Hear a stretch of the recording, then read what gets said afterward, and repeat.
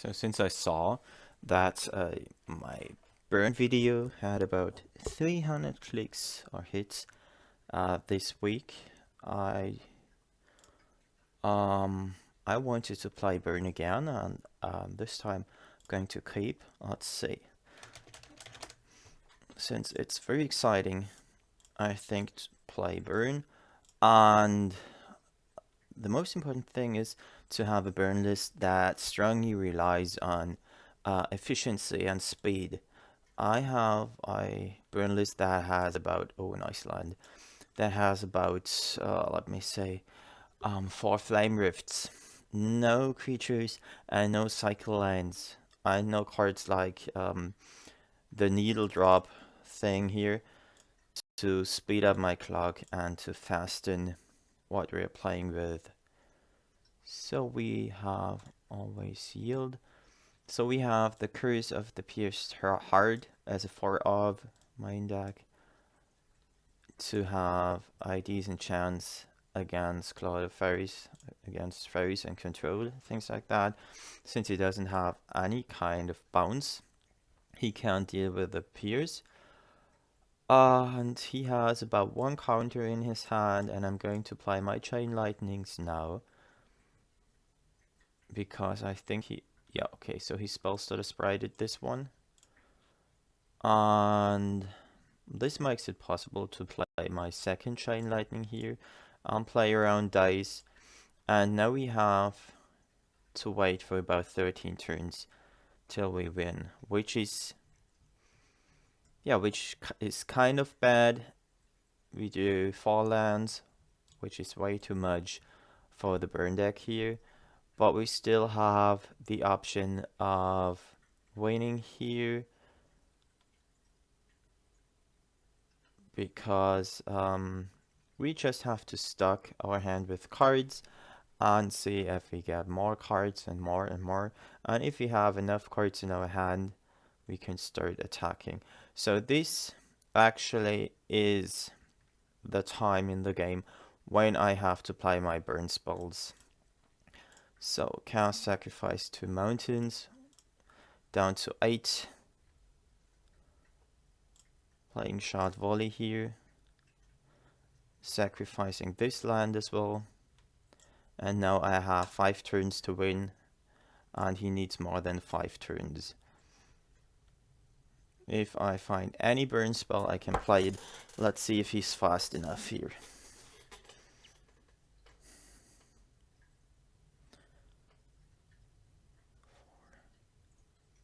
He should be faster than me. Yep, he should definitely be faster. Maybe I just did this wrong. Fast enough here. 2, 3, 4. 4 damage. He's got a 4 turn clock, 3 turn clock here. So we did actually play it wrong here. Let's see if we can come back here or not.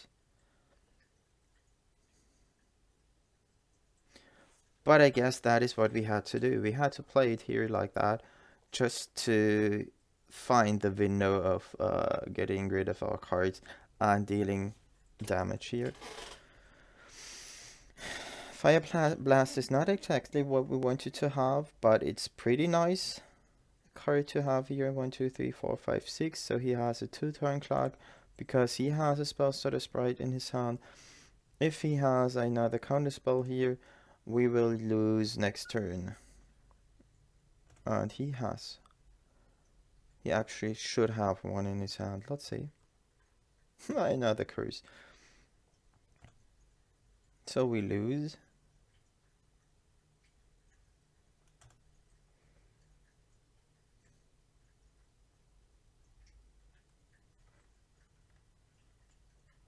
No, we don't. 4, 5, 6 damage. If he has a ninja, it's 7 damage. And good game.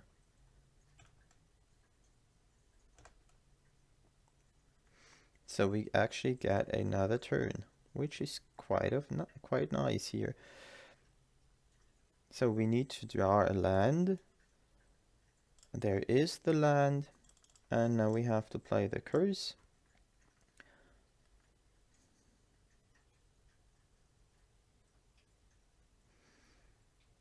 And play the Fire Blast here.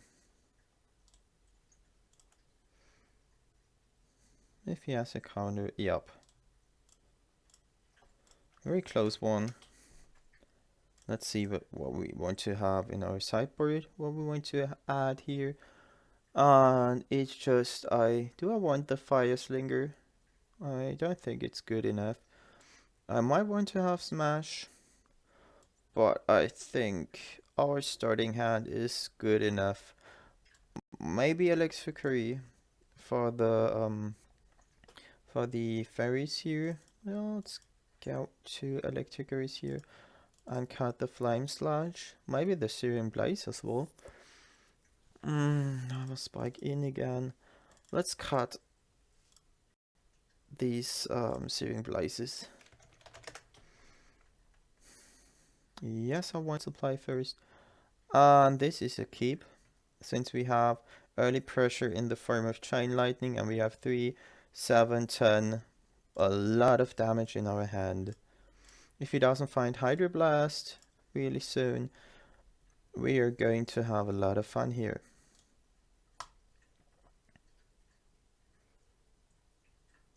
So yep, good. Periodine means that he doesn't have a Hydroblast here, or he's trying to find a land. So this is when we want to stay cursed to the table. And now we can take our time and draw a lot of cards and just play instants.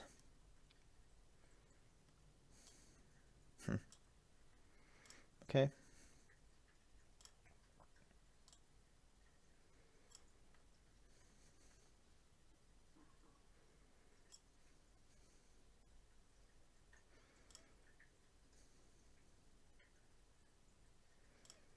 One damage here, one damage there. And then we have to go off. If he plays a Cloud of Fairies now, a second one, I just play Incinerate. No attack. Interesting. Bear. Okay. Incinerate here. He has to have a Oh, no Dispel here. Interesting. Playing this one. Flame Rifting. Down to 8. Even have to play the Lightning Bolt now. And now it's getting dangerous sideboarding here. Fire Slinger is not good, but Searing Blazes are. So I just saw that he has creatures.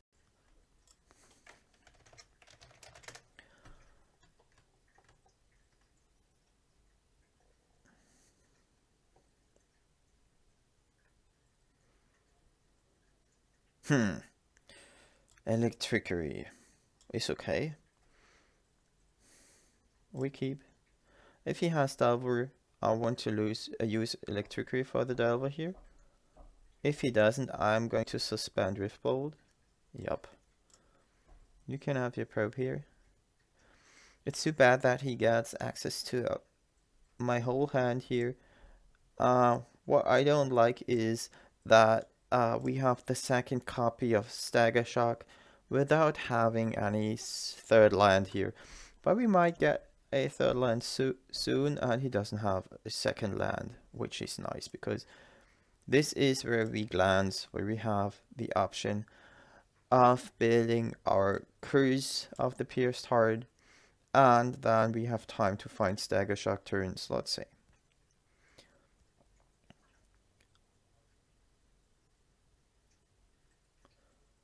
We have potentially 3, 7, 11, 15 damage in our hand.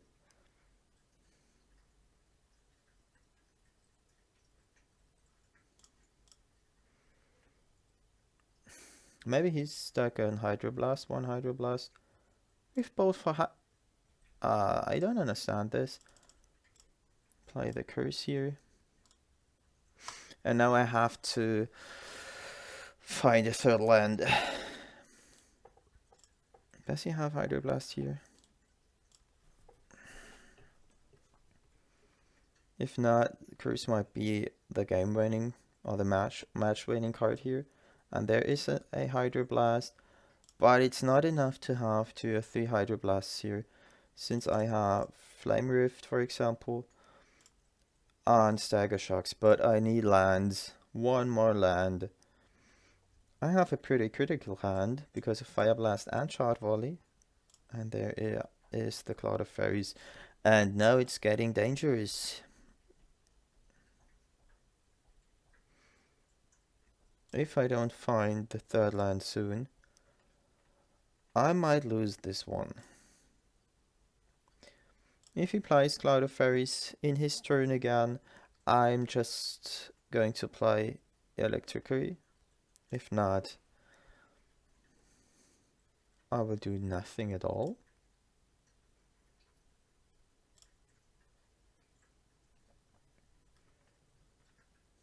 Delver, okay. Lightning Bolt, because in my turn then I can play Electricity. This is good. At the end of his turn, I can play Stagger Shock, of course.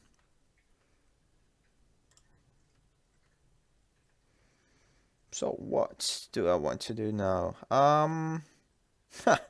It's a dilemma. Because, yep, best thing. He didn't reveal, and now I can start playing Stagger Shocks. Spire Golem, of course.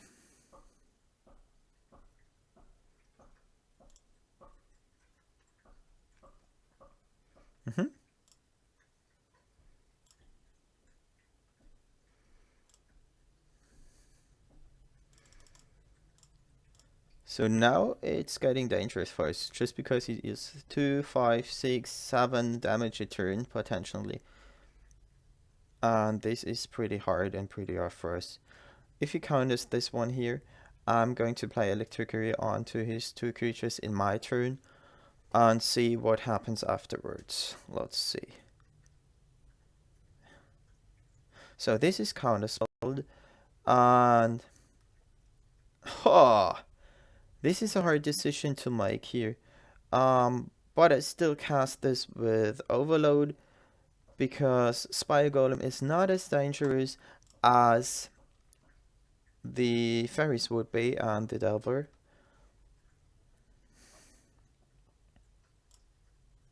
I could have got rid of the Spire Golem, but there's no need to, because it takes 6 turns for him to actually kill me with the Spire Golem.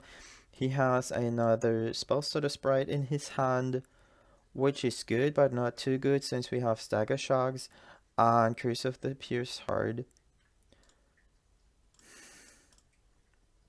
So what I think we are going to play is the Curse Scroll. If we draw another land, we can land Curse Scroll, Curse of the Pierced Heart, and play Shot Volley at the end of his turn. Let's see.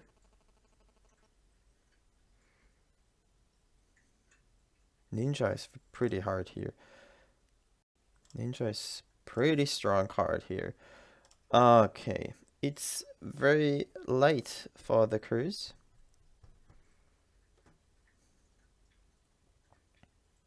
Gosh. Nice.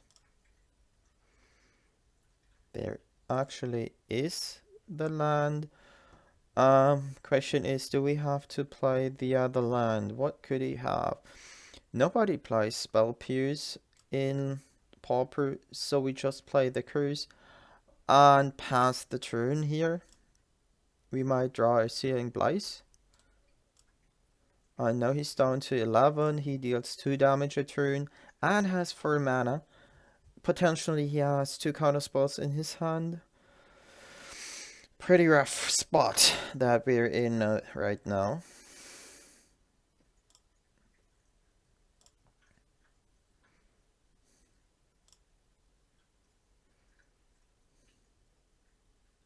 So he has to think about speeding up his clock, and therefore he has to play either Spire Golem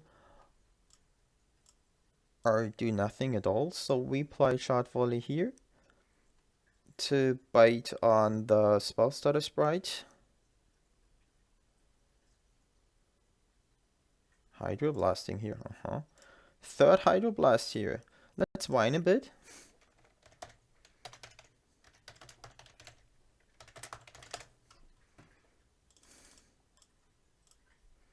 I mean, he doesn't even listen to the dialogue, so it doesn't matter if we're whining or not.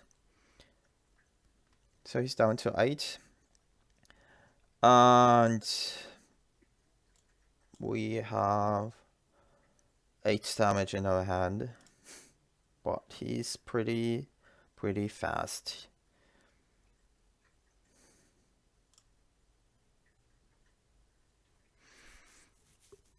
So I think he will be able to kill us next turn, yes. So I think we lose on the spot here if you don't find anything good here.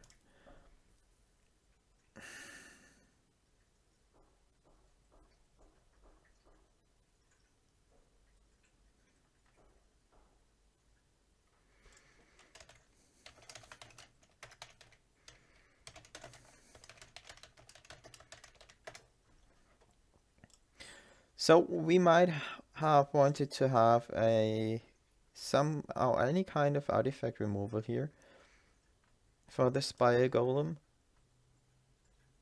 2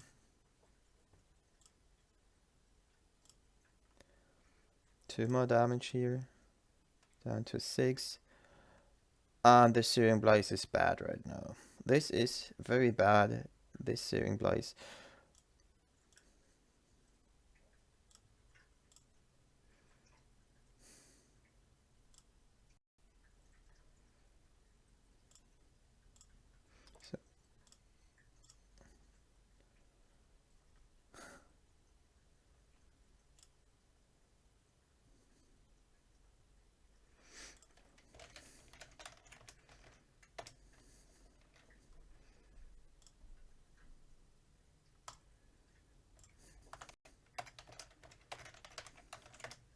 Whoa! I have not expected that. He doesn't talk anymore. Too bad. I just wanted to know whether he plays Stasis or not. So, oh, he disconnected. Oh, that's brutal. I didn't think that we could win this anymore. Let's have a look at the deck as I play it now. There is the burn version of this deck, sorted by converted mana cost. And as you can see, this is a pretty strange burn list. We only play 19 lands because I want to draw as many spells as possible. I don't play any cycle lands just because I don't think that they're very great here. I play all the lightning bolt spells that you can have, adding 2 shot volleys, which are sometimes insane and sometimes just devastating, in combination with 4 Fire Blasts. Fire Blast is somehow the backbone of this deck just because it deals 4 damage without even having to pay mana. And the curse is here since there is a rise of Delver or controller builds in the current meta. And Flame Rift is there for the same reasons. You have to be as fast as possible, and 4 damage in one spell is just too great to be true. The same with Stagger Shock. Stagger Shock is sometimes a card you do not want to draw just because it's so much mana that you have to invest for 2 damage or for 4 damage. But as it takes care of a critical creature that your opponent might have and deals 2 damage the turn after, you have to play it. Incinerate is great just because it deals with creatures that cannot be that can be regenerated and is an instant, since we want to play a lot of spells in our opponent's turn. Searing Blaze deals with all creatures your opponent has, and Yeah, it's just a nice card to have, since it's the only way of mono red to have card advantage, except of maybe Curse of the Pierced Heart. Riftbolt is nice because if you want to go into your combo turn, sometimes Burn has to be a combo deck here. You want to suspend Riftbolt the turn before you go into your combo. You suspend Riftbolt, play Stagger Shock at the end of your opponent's turn, and then he has to decide what he has to do. Let's have a look at the sideboard. The sideboard is pretty strange but straightforward. We have Force Smash to Smithereens for the artifact decks, and sometimes you can even play it against Delver. You have for Molten Rains against Tron and any other slow decks that rely on a greedy mana base. We have Flaring Pain against any kind of damage preventing spells like prismatic thing, what it's called, the white one, the white spell that prevents all damage from a red source that can be replied.